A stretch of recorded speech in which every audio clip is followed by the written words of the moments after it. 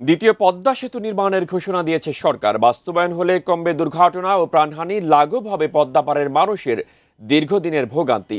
পাশাপাশি দক্ষিণ পশ্চিমাঞ্চলের যোগাযোগ ব্যবস্থায় আসবে নতুন গতি, যা দেশের অর্থনীতিতেও ইতিবাচক প্রভাব ফেলবে বলে আশা করা হচ্ছে।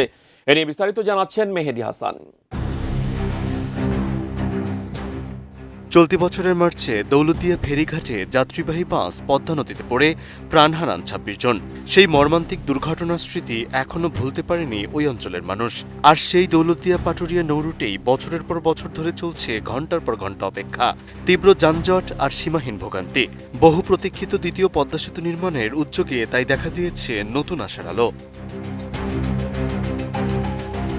এই দীর্ঘদিনের ভোগান্তির স্থায়ী সমাধান হিসেবে দ্বিতীয় পদ্মা সেতুর সম্ভাব্যতা সমীক্ষার জন্য ৪,৫০,০০,০০০ টাকা বরাদ্দ রাখা হয়েছে।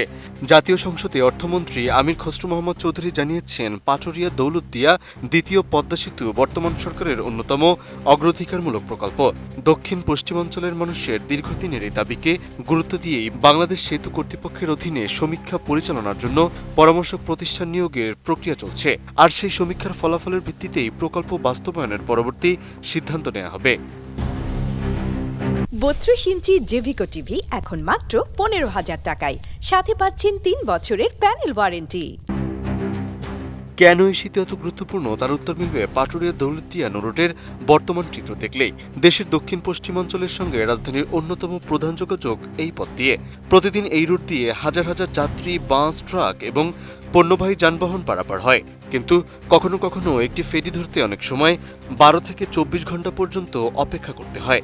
ফলে ঘাটের দুই পাশে কয়েক কিলোমিটার দীর্ঘ যানজট তৈরি হয়। বিশেষ করে ঈদ, পূজা বা বড় ছুটির সময় সেই যানজট আরও দীর্ঘ হয়, আর যাত্রীদের ভোগান্তিও কয়েক গুণ বেড়ে যায়।